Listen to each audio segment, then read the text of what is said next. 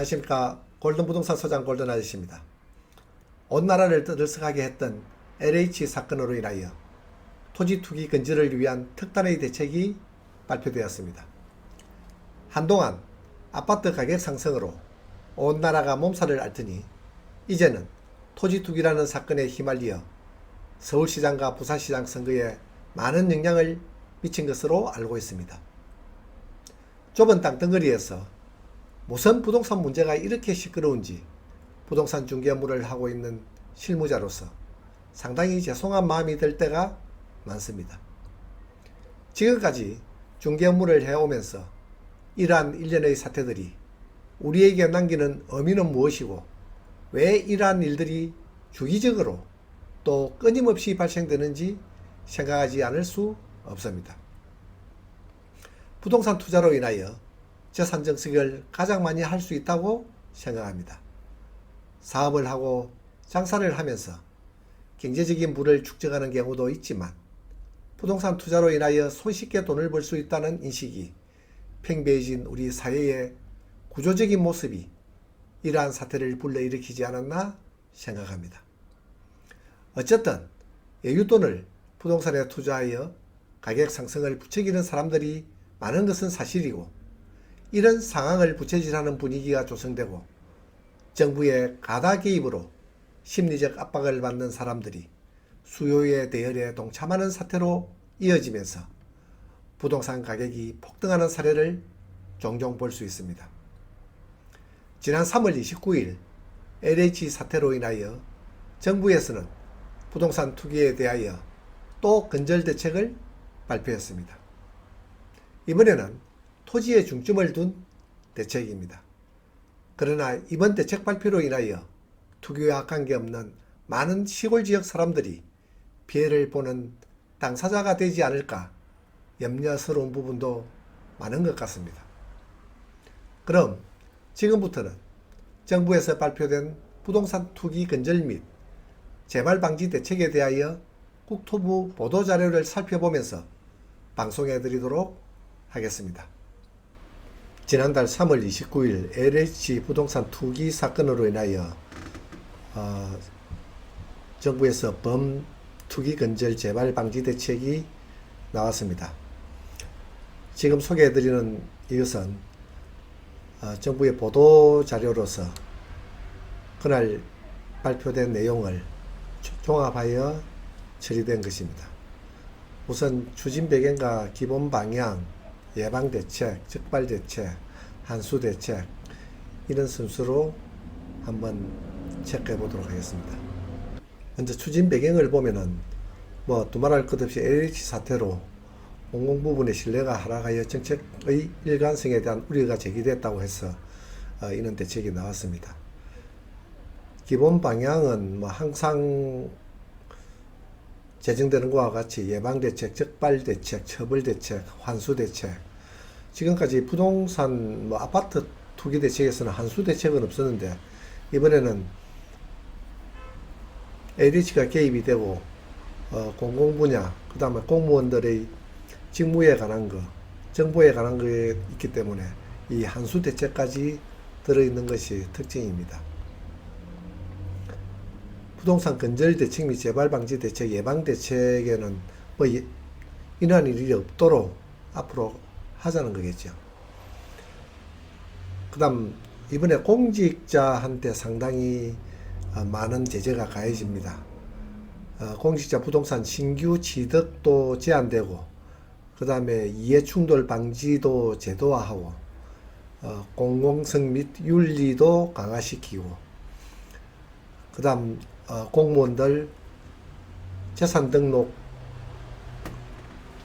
강화시키고 이런 부분들이 이번에 나온 특징적인 부동산 투기 대책이 되겠습니다. 이번 329 부동산 대책에서 특징적으로 보여지는 것이 토지의 투기적 기대수익 축소입니다. 즉 말해서 토지에 투자를 하면은 기대수익을 얻게 하겠다는 거죠. 여기서 제일 첫째로 나온 것이 단기 보유 토지 양도세 중과세율 인상입니다. 단기 보유 토지라는 것은 매수하고 바로 매도하는 그런 과정이 되겠지요. 이 부분은 2020년 1월 1일부터 시행하는 것으로 되어 있습니다. 이 단기 보유 토지 양도세에 대한 세율을 한번 보면은 지금까지는 50%입니다. 1년 미만 보유하다가 매도하는 토지에 대해서는 양도세율이 50%인데 20% 중과하여 1년 이내에 단기 매매한다면 70%의 양도소득세를 적용하겠다는 것입니다. 그리고 2년 미만 토지 보유에 대해서는 지금은 40%의 양도소득세를 부과하고 있습니다. 그런데 내년부터는 60%를 부과하겠다는 것입니다. 토지는 사업용과 비사업용으로 구분할 수 있습니다. 사업용 토지는 그렇게 문제가 없는데 이번에 규제가 상당히 강화된 부분이 이 비사업용 토지입니다. 비사업용 토지는 중과세율이 지금 일반 세율에서 10%입니다. 그런데 앞으로는 일반 세율에서 20%를 중과세율로 하고 장기보유 특별공제를 적용 배제시키는 것으로 되어 있습니다. 장기보유도 30% 받기 때문에 상당히 큰 금액입니다. 그리고 주말농장 토지는 지금은 사업용으로 들어가 있는데 이제는 사업용에서 제외시켜서 비사업용으로 보겠다는 겁니다. 그러면은 도시에서 주말농장을 구입하여 사용하다가 부득이한 사정으로 매매를 할 때 이것도 중과세율이 20% 적용된다는 것이고 장기보유 특별공제도 못 받고 상당히 세금이 높아지는 부분입니다. 이번 대책으로 토지 매매 거래에 대한 양도소득세는 상당히 인상되었다고 보여집니다. 그리고 택지개발이나 공익사업에 편입되는 즉 수용되는 토지도 비사업용 토지라면은 중과배제나 감면 대상을 갖다가 축소하겠다는 대책입니다. 이제는 토지 투자는 하지 말라는 메시지나 다름없습니다. 그리고 농지 취득 시 농지 취득에 대한 심사를 강화하겠다. 이 얘기는 우리가 농지를 취득하기 위해서 농민이 아니면은 농취증을 받아야 됩니다. 그런데 이 농취증을 받기 위하여 농업경영계획서를 갖다가 제출을 하고 농취증을 받는데 이 농취증 받기가 상당히 앞으로는 힘들 것으로 생각됩니다. 그리고 적발 대책에 대해서 한번 보겠습니다. 연중신고센터를 가동하여 적발을 신고받겠다. 이렇게 함으로써 여기서 상당히 눈여겨볼 것이 최대 10억 원의 포상금을 주겠다는 이야기입니다.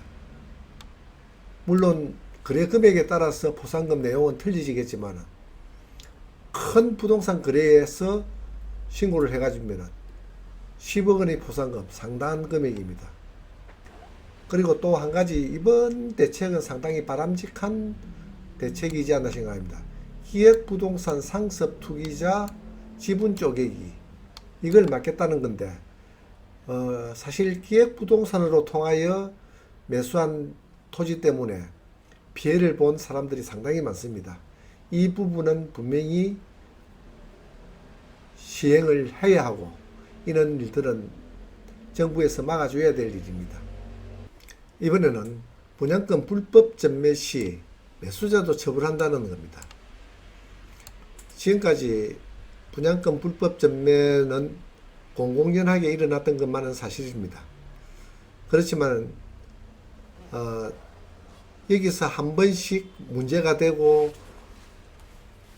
불법이 발각되는 부분이 매수자 쪽에서 신고가 들어가기 때문에 생겨났습니다. 그런데 이제 매수자도 처벌한다 하면은 매수자가 신고하겠습니까?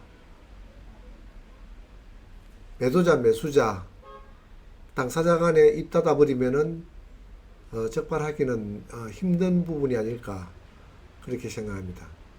이번 3.29 대책 중 처벌 대책에서 부동산 시장 4대 교란 행위에 대한 형사적 처벌 강화를 한다는 부분이 있습니다. 사실 저도 4대 교란 행위가 뭔지 확실히 잘 몰랐지만 이번에 이 대책을 보고 4대 교란 행위에 대해서 알게 되었습니다. 4대 교란 행위 중 첫 번째가 비공개 및 내부 정보를 불법 부당하게 활용하여 투기하는 행위, 가장매매, 허위 호가 등의 시세 조작 행위, 허위 계약 신고, 불법 중개 및 교란 행위, 내 집 마련의 기회를 빼앗아가는 불법 전매 및 부당 청약 행위, 이 부분이 4대 교란 행위입니다. 이러한 4대 교란 행위에 포함되면 한수 대책으로 부당이득 3배 내지 5배를 환수합니다. 그리고 토지 투기자의 토지 보상 시 불이익을 부여하고 투기 목적 농지 강제 처분 명령도 받게 됩니다. 이렇게 이번에 엄한 3월 29일 대책을 보면 앞으로 토지 매매 거래는 정말 확실한 어떤 목적을 갖지 않고 매수하기는 상당히 어려울 것 같습니다. 그러다 보면 농촌에 있는 농민들이 또 어려움을 겪지 않을까 하는 생각을 해봅니다. 오늘은 2021년 3월 29일 부동산 대책에 대하여 간략하게 알아봤습니다. 구독과 좋아요를 부탁합니다. 감사합니다.